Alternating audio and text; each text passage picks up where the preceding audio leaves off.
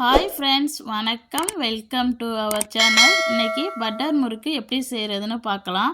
இன்றைக்கி நல்லா மொறு மொறுன்னு ரொம்ப டேஸ்டியாக இந்த முறுக்கு செய்ய போகிறோம். இதை நீங்கள் 1 மாதம் வரைக்கும் ஸ்டோர் பண்ணி வச்சுக்கிட்டு கூட சாப்பிட்லாம், கெட்டு போகாது. இது ஈவினிங் டைம் நம்ம டீ கூடலாம் வச்சு சாப்பிட்றதுக்கு ரொம்ப டேஸ்டியாக இருக்கும்.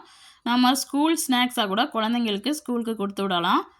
வாங்க இந்த மொறு மொறுப்பான பட்டர் முறுக்கு எப்படி செய்கிறதுன்னு வீடியோக்குள்ளே போய் பார்க்கலாம். நான் ஒரு அரை கப் அளவு பொட்டுக்கடலை எடுத்திருக்கேன். இப்போ இதை ஒரு மிக்ஸி ஜாருக்கு மாற்றி நல்லா இதை அரைச்சி எடுத்துக்கலாம். எவ்வளவு முடியுமோ அவ்வளவுக்கு நல்லா அரைச்சி எடுத்துக்கோங்க. பாருங்கள், நம்ம அரைச்ச மாவு இப்படி இருக்குது. இப்போ ஒரு ஜல்லடை எடுத்துக்கலாம். இதில் நல்லா மாவு தெளிக்கிற ஜல்லடையை போட்டு இதில் கொட்டிக்கிறேன். இப்போ இது கூடயே நான் அரிசி மாவு 2 கப் எடுத்திருக்கேன். இது கடையில் வாங்கின அரிசி மாவு தான். உங்கள்கிட்ட நீங்கள் வீட்டில் அடித்தது இருந்துச்சுன்னா எடுத்துக்கோங்க, இல்லாட்டினா இடியப்ப மாவு கூட எடுத்துக்கலாம். இப்போ இது கூட அரை கப் அளவு கடலை மாவு எடுத்திருக்கேன். தேவையான அளவு உப்பு சேர்த்து இதை நல்லா சலித்து எடுத்துக்கலாம். இந்த முறுக்கு செய்கிறதுக்கு முன்னாடி நீங்கள் இந்த மாதிரி சலிச்சிட்டு செஞ்சிங்கன்னா முறுக்கு வெடிக்காது. இந்த மாதிரி கப்பி எதுவும் இருந்துச்சுன்னா நம்மளுக்கு முறுக்கு செய்யும்போது வெடிக்கும். அதுக்கு தான் இப்படி சலிச்சிட்டு செய்கிறது. இப்போ இந்த கப்பியை தனியாக கொட்டிடலாம். இப்போ இந்த சலித்த மாவை நம்ம வேறு ஒரு பாத்திரத்துக்கு மாற்றிக்கலாம். நல்லா ஒரு அகலமான பாத்திரத்தை எடுத்து முறுக்கு செய்கிற பாத்திரத்தில் மாற்றிக்கிங்க. இப்போ இந்த மாவை நல்லா கை வச்சு மிக்ஸ் பண்ணிக்கிங்க. இப்போ இது கூட நான் 1 டீஸ்பூன் அளவு ஜீரகம் சேர்த்துருக்கேன். ஜீரகத்தை கையில் வச்சு நல்லா நசுக்கிட்டு சேர்த்துக்குங்க. இப்போ இது கூட நான் வெள்ளை எள்ளு சேர்த்துருக்கேன். 1 டீஸ்பூன் அளவு, நீங்கள் கருப்பு எள்ளு இருந்தால் கூட சேர்த்துக்கலாம். இது கூட ஓமம் 1 டீஸ்பூன் சேர்த்துருக்கேன். இப்போ ஒரு 2 பிஞ்சு அளவு பெருங்காயத்தூள் சேர்த்துக்கலாம். ரொம்ப நிறையா சேர்த்துற வேணாம். இப்போ 2 டேபிள் ஸ்பூன் அளவு பட்டர் சேர்த்துருக்கேன். ரூம் டெம்பரேச்சரில் உள்ள பட்டராக எடுத்துக்கோங்க, அப்போ தான் நம்மளுக்கு கரெக்டாக இருக்கும்.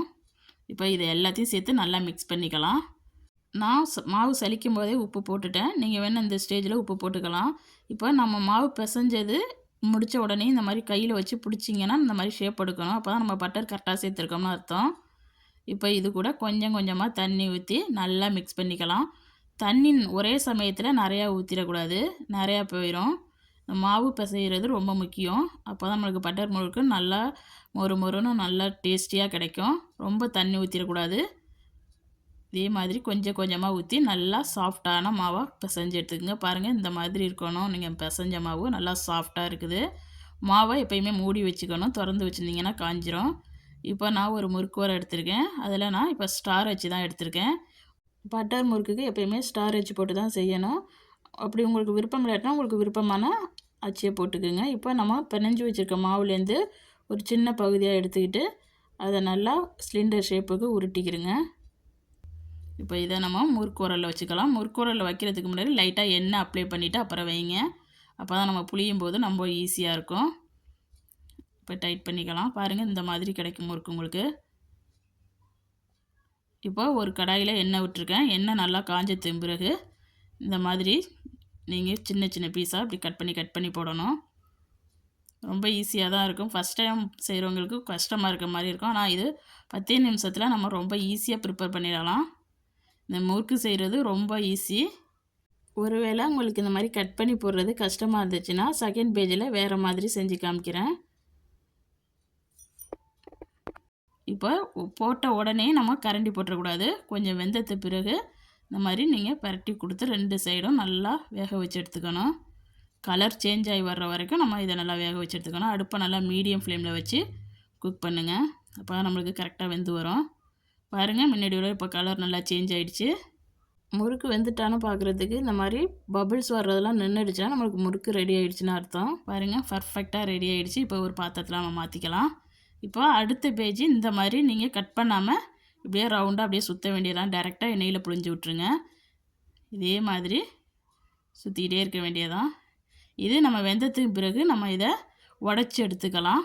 பாருங்கள், இப்போ வெந்துருச்சு. 2 கரண்டி வச்சு திருப்பி போட்டுக்குங்க. நல்லா 2 பக்கமும் வேக வச்சு கலர் சேஞ்ச் ஆனதுமாக நம்ம எடுத்துக்கலாம். இந்த முறுக்கு வெந்துட்டான்னு பார்க்குறதுக்கு இந்த பபிள்ஸ் எல்லாம் சுத்தர நின்னோட பாருங்கள். இப்போ கொஞ்சம் கூட பபிள்ஸே வரல. இப்போ நம்மளுக்கு ரெடி ஆகிடுச்சு. ரொம்ப சூப்பராக ரெடி ஆகிடுச்சு. இப்போ இதை நம்ம அப்படியே உடச்சி எடுத்துக்க வேண்டியதான். பாருங்கள், நம்ம மொறு மொறுப்பான பட்டர் முறுக்கு சூப்பராக ரெடி ஆகிடுச்சு. லாஸ்ட்டாக ஒரு கொத்து கருவேப்பிலையை எண்ணெயில் விட்டு பொரிச்சிட்டு சேர்த்துருக்கேன். நல்லா வாசனையாக இருக்கும். அவ்வளவுதான், நம்ம சுவையான மொறு பட்டர் முறுக்கு சூப்பராக ரெடி ஆகிடுச்சு. நீங்களும் உங்கள் வீட்டில் செஞ்சு பார்த்துட்டு எப்படி வந்துச்சுன்னு கமெண்டில் சொல்லுங்கள். 100% நல்லா மொறு மொறுன்னு இருக்கும் இந்த முறுக்கு. இந்த வீடியோ பிடிச்சிருந்துச்சுன்னா இந்த வீடியோவுக்கு ஒரு லைக் கொடுங்க. மறக்காமல் என் சேனலை சப்ஸ்கிரைப் பண்ணி வச்சுக்கோங்க. இந்த வீடியோ பார்த்த அனைவருக்கும் நன்றி.